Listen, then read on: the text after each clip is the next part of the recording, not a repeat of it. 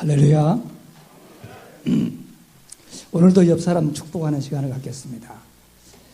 오늘 또 은혜 받고 들어갑시다. 오늘은 감사를 회복하고 들어갑시다. 왜 감사를 회복해야 되냐면요, 우리 대적 마귀 사단이 가장 싫어하고 사단이 넘어뜨리지 못하는 사람이 있습니다. 어떤 사람이냐? 범사에 감사하는 사람. 사단이 굉장히 싫어합니다. 그리고 넘어뜨릴 수가 없습니다. 증인 있습니까? 있습니다. 욥입니다.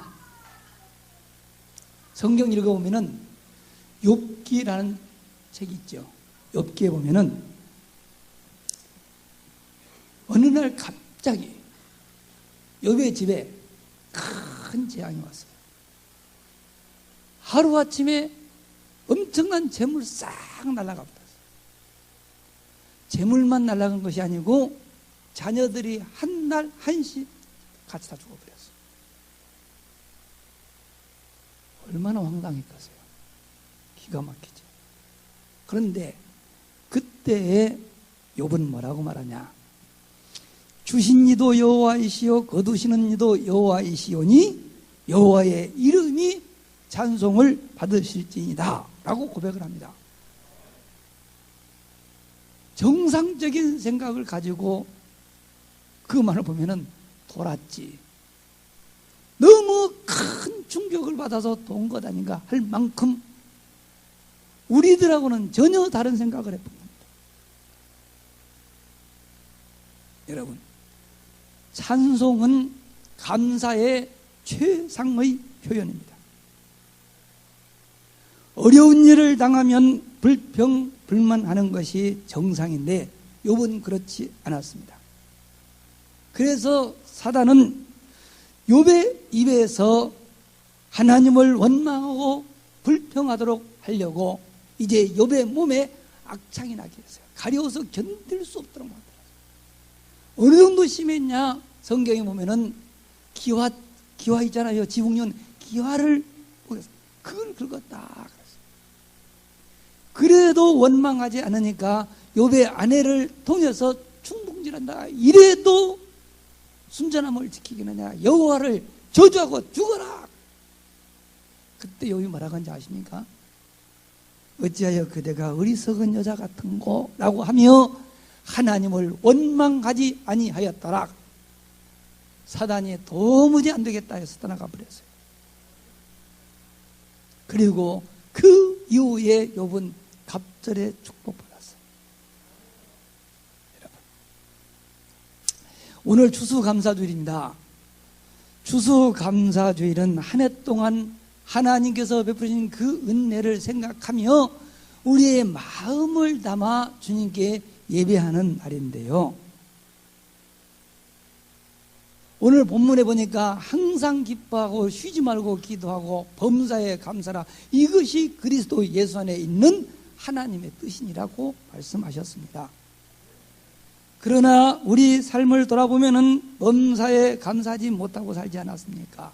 그래서 1년에 좀 2번이라도 하나님이 베푸신 그 은혜를 한번 생각하면서 살자 하는 차원에서 교회는 1년에 2번, 여름에는 맥주감사주의를, 이 겨울에는 추수감사주의를 지키는 것입니다. 그러나 감사의 의미를 모르고 이게 지켜지면은 감사주의 아니고 불평, 불만 주일입니다. 시험 드는 주일입니다. 말씀을 잘 받는 중에 여러분, 감사가 회복되기를 주님의 이름으로 축원합니다. 자, 전도자의 삶은 뭐냐? 항상 기뻐하며 사는 겁니다. 아니, 어떻게 항상 기뻐합니까? 여러분, 멸망의 자리에서 구원받은 은혜를 생각하면 기쁩니다. 우리가 구원받기 이전에 어떠했는가 여러분 자기 자신을 한번 돌아보시기 바랍니다. 성경에 보니까 에베소서 2장 1절에 보면은 죄와 허물로 죽었던 너희를 살리셨도다. 이 말이 이렇게 기록이 되어 있는데, 성경에서 말하는 죽음은 호흡이 끊어진 것을 말하는 것은 아닙니다. 성경에서 말씀하시는 죽음은 생명의 근원 되시는 하나님으로부터 분리되어 있는 상태를 죽었다라는 표현을 씁니다. 누가복음 15장의 당자의 비유를 보면 잘 나와 있어요. 여러분, 물을 떠난 물고기는 살아있으나 살아있는 것이 아니고, 뿌리가 뽑힌 나무는 살아있는 것이 아닙니다.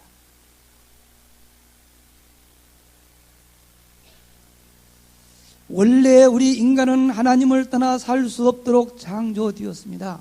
창조주 하나님께서 우리 인간을 지으실 때 하나님이 함께 하시며 그들을 통하여 영광 받으시려고 우리를 하나님 떠나 살 수 없는 존재로 지으셨습니다. 창세기 1장 26절 28절에 보면 그랬어요.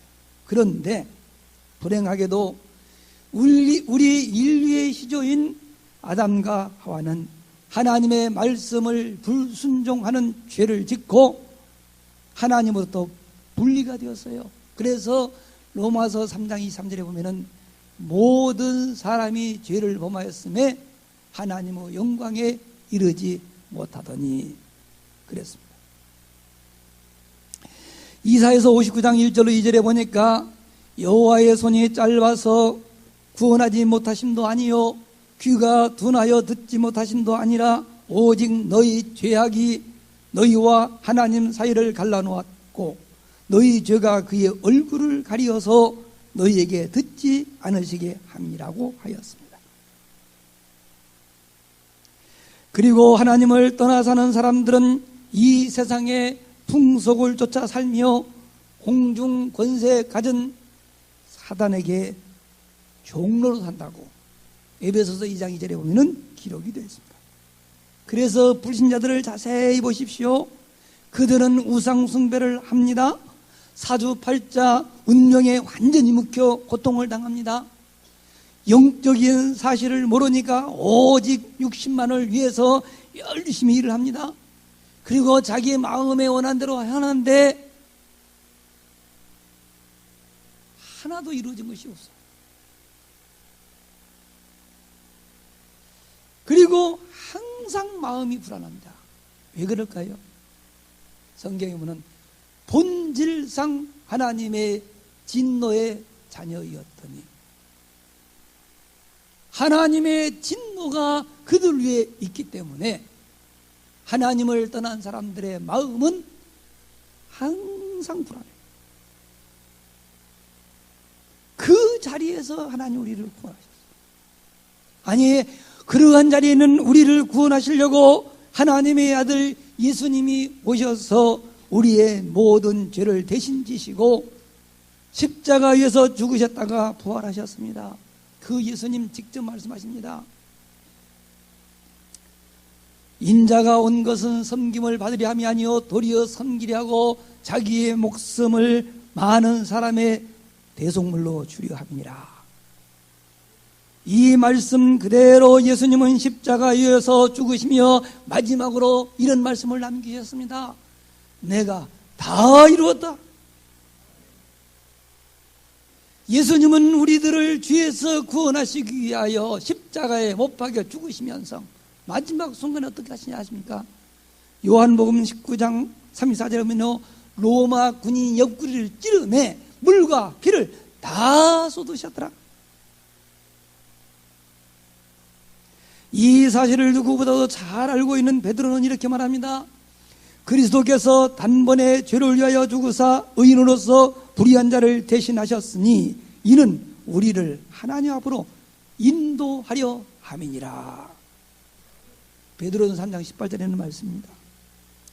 이러한 사실을 믿음으로 죄에서 자유함을 얻은 기쁨, 하나님을 만난 기쁨을 항상 누리며 사는 것이 전도자의 삶인 줄로 믿으시기를 바랍니다.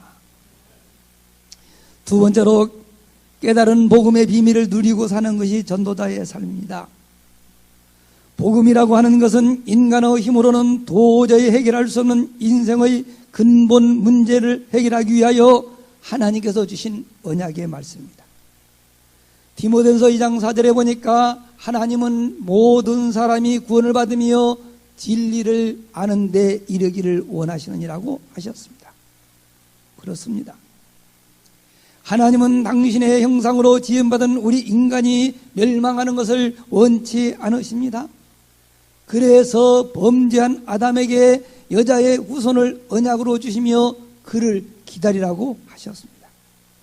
이 언약을 붙잡은 아브라함, 이삭, 야곱, 요셉을 하나님께서 함께 하시며 축복해 주셨습니다. 그런데 그 후손들이 그 언약을 놓치자 애굽의 노예가 되고 말았습니다.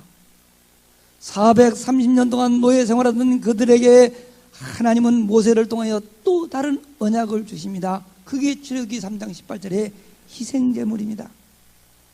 이 희생제사라는 언약을 주시고 그 언약을 이스라엘 민족들이 붙잡는 그날 밤 애굽에서 해방의 축복과 함께 젖과 꿀이 흐르는 땅 메시아가 오실 가나안으로 그들을 인도해 주셨습니다. 또다시 세월이 지나자 언약을 놓친 이스라엘 백성들이 이제는 바벨론의 포로로 끌려갔습니다. 포로로 끌려 얼마나 힘들었겠어요. 그때 하나님은 이사야 선지자를 통하여 또 언약을 주십니다. 보라, 처녀가 잉태하여 아들을 낳을 것인 그 이름을 임마누엘이라 하라. 이 언약을 붙잡은 사람들을 하나님께서 포로에서 다시 돌아오게 하사 무너진 성전을 새롭게 건축했습니다. 그러나 또 세월이 지나자 언약을 놓칩니다. 하나님께서 로마의 속국이 되도록 했습니다. 이제는 나라의 주권을 잃어버리고 아무 소망이 없이 살던 그때에 하나님이 약속하신 여자의 후손으로 하나님이 우리와 함께 하시기 위하여 동정녀 마리아의 몸을 빌려 이 세상에 찾아오셨습니다. 그분이 바로 우리가 믿는 예수 그리스도이십니다. 예수님은 당신이 그리스도이심을 알려주시려고 제자들을 부르사 그들과 함께 지내시며 병든 자, 귀신 들린 사람들을 고쳐주십니다. 때로는 죽은 나사로를 살리기도 하시고 물 위를 걷는가 하면은 오병이어의 기적을 일으켜 5천 명이 먹고도 남는 역사를 보여줬습니다. 그리고는 십자가를 바로 눈앞에 두고 제자들에게 묻습니다. 사람들이 인자를 누구라고 하느냐? 그리고 너희는 나를 누구라 하느냐? 라는 이 질문에 베드로는 말씀합니다. 주는 그리스도이시요 살아계신 하나님의 아들이십니다. 이 고백을 들은 예수님 말씀하십니다. 바요나 시몬아 네가 참 복이도다. 이것을 알게 하니는 혈육이 아니요 하늘에 계신 내 아버지이시니라. 너는 베드로라 이 반석 위에 내 교회를 세우리니 음부의 권세가 이기지 못할 것이라. 그리고 천국 열쇠를 내게 주느니 네가 땅에서 매면 하늘에서 매일 것이요 하늘에서 풀면 땅에서도 풀리리라. 이것이 성경이 가르쳐주는 복음입니다. 이 복음의 비밀을 깨달은 사도 바울은 이렇게 고백합니다. 또한 모든 것을 해로 여김은 내 주 그리스도 예수를 아는 지식이 가장 고상하기 때문이라고. 내가 그를 위하여 모든 것을 잃어버리고 배설물로 여김은 그리스도를 얻고 그 안에서 발견되려 함이니 이 귀한 복음을 누리며 기쁨으로 사는 것이 바로 전도자의 삶인 줄로 믿으시기를 바랍니다. 세 번째로 하나님의 소원인 전도운동의 비밀을 누리며 사는 것입니다. 많은 성도들이 전도자의 삶에 대한 부담을 갖고 있는데요, 이것은 시급히 풀어야 할 오해입니다. 전도자의 삶이란 완전한 복음 속으로 들어가는 것입니다. 복음은 인생의 근본 문제 해답일 뿐만 아니라 인생에 필요한 모든 것이 다 들어있다고 골로새서 2장 3절은 우리에게 가르쳐주고 있습니다. 이 사실을 확인하고 체험하며 사는 것이 바로 전도자의 삶입니다. 방법은 받은 말씀 안에서 언약과 미션과 비전을 찾아 함께 누리며 실천할 팀을 조직하여 하나님께서 준비해둔 제자를 찾아 확립하고 확립된 제자를 중심으로 지역 살릴 수 있는 지교회를 세우는 것입니다. 이처럼 우리의 삶이 하나님 소원 속에 들어갈 때 세상이 알 수 없고 세상이 줄 수 없는 참 기쁨이 우리 안에 충만케 될 줄로 믿으시기를 바랍니다. 두 번째로 전도자의 삶은 쉬지 않고 기도하는 삶입니다. 쉬지 않고 기도가 되어야 돼요. 왜냐? 첫째, 하나님께서 우리를 택하시고 부르신 이유를 찾아야 되기 때문에 그렇습니다. 대부분 사람들은 기도를 자신의 문제 해결이나 소원을 이루기 위한 수단으로 알고 있습니다. 그러나 그러한 기도는 복음 모르는 종교인들의 기도입니다. 종교인들은 자기 문제 해결 받으려고 자기 소원 성취해서 기도합니다. 그러나 복음의 비밀을 알고 누리는 성도의 기도는 다릅니다. 그러니까 교회를 같이 다녀도 이 안에도 복음을 깨달은 성도가 있고 복음 모르는 종교인이 있어요. 뭘 보면 아냐? 기도 내용 들어오면 확연히 드러나요. 진짜 복음 알고 누리면요, 아무 문제도 없고 소원도 없어져 버려요. 왜냐? 복음 속에 다 있어. 복음은 모든 문제의 해답이요. 복음 안에 나에게 필요한 모든 것 다 있네. 복음 하나 끝입니다. 오직 하나 구합니다. 나를 택하시고 나를 구원하신 하나님의 계획이 뭘까? 여러분 기억하십시오. 우리가 믿는 하나님은 전능하신 분이십니다. 우리의 도움이 필요한 그런 연약한 분이 아닙니다. 우리 주님은 이렇게 말씀하셨습니다. 수고하고 무거운 짐진 자들아 다 내게로 오라. 내가 너희를 쉬게 하리라. 여러분, 하나님의 무슨 능력이 없어서 우리 도움받으러 부른 것이 아니라니까요. 수고하고 무거운 짐진 우리를 쉬도록 하기 위하여 주님이 부른 사실 믿으시기를 바랍니다. 마가복음 3장 13절로 15절에도 보니까 주께서 원하는 자들을 부르시니 나온지라. 이에 12를 세우셨으니 이는 자기와 함께 있게 하시고 또 보내사 전도도 하며 귀신을 내쫓는 권능도 가지게 하기 위함이라. 두 번째로 구원받은 성도가 얼마나 가치 있는 존재인가를 찾는 것입니다. 성도들이 사실 세상에서 근심하며 걱정하며 사는 것은 자신이 어떤 존재인지 몰라서 그래요. 우리 아까 찬송 불렀지요. 공중나는 새를 보라. 그들은 농사하지 않는다.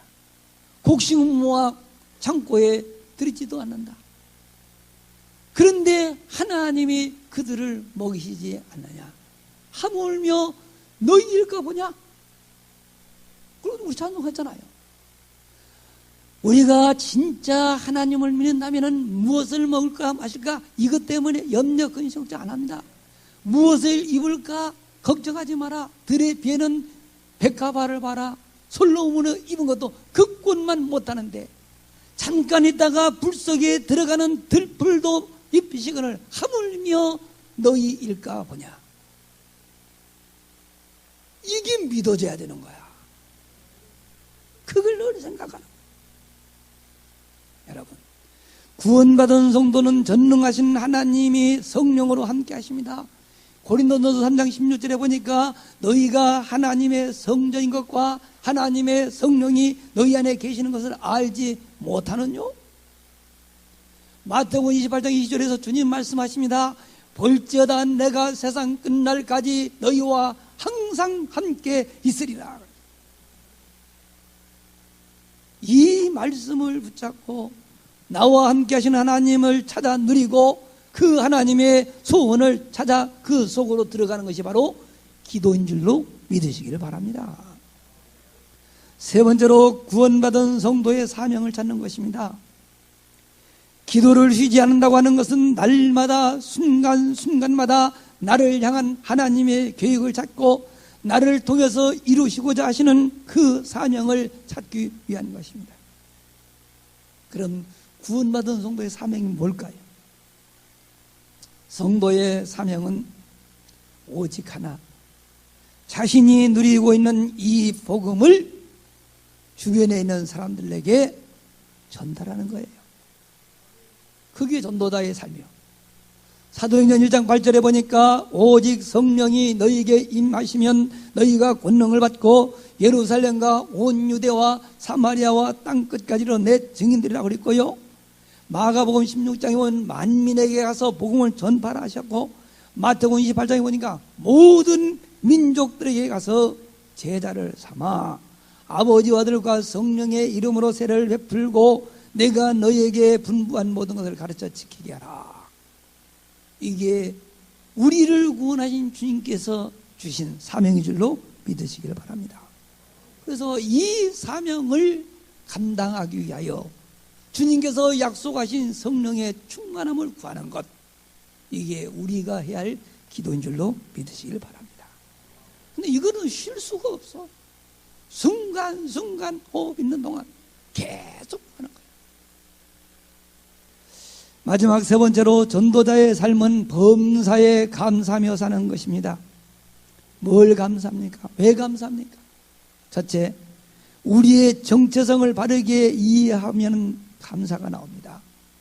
항상 기뻐하고 쉬지 말고 기도하며 범사에 감사하며 사는 것이 하나님의 뜻인데요. 어떻게 하면 되냐? 복음 안에서 자신의 정체성을 바르게 이해하면 감사 나옵니다. 여러분이 복음 밖에서 나 자신을 보니까 연약하고 무능하고 보잘것없고 자랑할 것 내세울 것 아무것도 없어. 그래서 뭐거나 자존감이 한없이 낮아. 그런데 질그릇처럼 보잘것없고 연약하지만 구원받는 그 순간, 아시겠어요? 복음 안에 있는 우리는 전지전능하신 하나님이요 인간의 생사화복을 주장하시는 하나님의 자녀가 된 줄로 믿으시기 바랍니다. 요한복음 1장 12절에 보니까 영접하는 자 곧 그 이름을 믿는 자들에게는 하나님의 자녀가 되는 권세를 주셨다 그랬어요. 성경을 자세히 보십시오. 우리는 언약의 백성입니다. 하나님께서 이스라엘 민족들과 함께 하시며 그들을 축복하신 이유가 뭔지 아십니까? 그들이 하나님의 언약을 붙잡은 언약의 백성이었기 때문에 그렇습니다. 그러나 지금은 우리가 바로 하나님의 언약의 백성입니다. 베드로서 2장 9절에 보니까 그러나 너희는 택하신 족속이요 왕같은 제사장들이요 거룩한 나라요 그의 소유가 된 백성이니 이는 너희를 어두운 데서 불러내어 그의 귀한 빛에 들어가게 하시니 아름다운 덕을 선포하게 하려 함이니라. 그러므로 우리는 이 시대에 곧 21세기의 주인공됨을 믿으시기 바랍니다. 이러한 자부심이 있어야만 범사에 감사의 생활을 할 수 있는 줄로 믿습니다. 두 번째로 우리 자신이 하는 사역의 가치를 알고 있으면 감사가 됩니다. 이 세상에 수많은 일이 있습니다. 그 많고 많은 일 중에 가장 가치 있고 의미 있는 일이 뭘까요? 저는 사람을 살리고 세상을 살리며 시대를 살리는 일이라고 믿습니다. 우리는 지금 그 일을 하는 사람들입니다. 하나님은 전도에 미련한 것을 통하여 세상을 구원하기를 기뻐하셨는데 이 그 귀한 일에 쓰시기 위하여 하나님은 우리를 부르셨습니다. 그래서 우리가 하는 일이 뭡니까? 시대를 살리는 전도자로서 후대를 또 바라보며 렘넌트들을 키우는 일을 하고 있습니다. 선교사님들을 위하여 기도하며 그들을 후원하며 헌신하는데 이보다 더 귀한 일이 어디에 있겠습니까?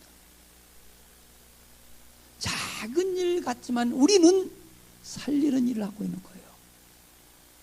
세 번째로 불신자와 복음 모르는 종교인의 실상과 구원받은 우리의 축복을 한번 비교해 보십시오.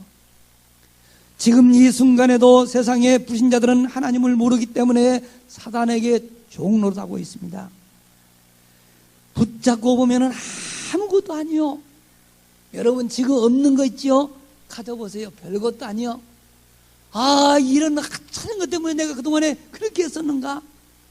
이와 같이 잠깐 있다가 없어질 험한 것들에게 마음을 빼앗기고 그런 것 때문에 서로 다투고 싸우고 그러지 않습니까? 교회를 다니는 성도들 가운데도 그리스도를 몰라서 사단의 종노릇하는 성도들이 얼마나 많은지 모릅니다. 그런데 참 감사하게도 하나님은 우리에게 그리스도의 비밀을 알려주셨습니다. 사단의 손에서 해방시켜 주셨습니다. 어떻게 감사하지 않을 수가 있겠습니까? 나는 전도가 된다는데 전혀 상관없이 이 복음 하나 깨닫고 복음 전하는 전도자로 부름받았다는 한 가지 사실만 얻어요. 다 감사할 수가 없어요. 우리는 추수감사주일에 감사할 것은 바로 이러한 신령한 축복에 대한 감사를 해야 될 줄로 믿습니다. 결론적으로 항상 기뻐하고 쉬지 않고 기도하며 범사에 감사하기 위하여 실천하는 것에 대해서 말씀을 드리고 마치겠습니다. 첫 번째로 어떻게 항상 기뻐할 수 있을까요? 간단합니다. 하나님께서 내게 주신 은혜를 생각해 보십시오. 그러면 기뻐할 수 있습니다. 두 번째, 왜 쉬지 않고 기도해야 됩니까? 여러분 받은 축복 놓치지 않기 위해서 기도하는 것입니다. 왜 어떻게 범사에 감사할 수 있을까요? 범사에 감사할 수 있는 비밀은 구원받은 내 자신의 정체성을 생각하면 됩니다. 전도자의 삶을 실천하면 이 세 가지는 저절로 되어지는 것입니다. 여러분 갈보리산 언약을 붙잡고 복음의 뿌리를 내리게 되면요 항상 기뻐합니다.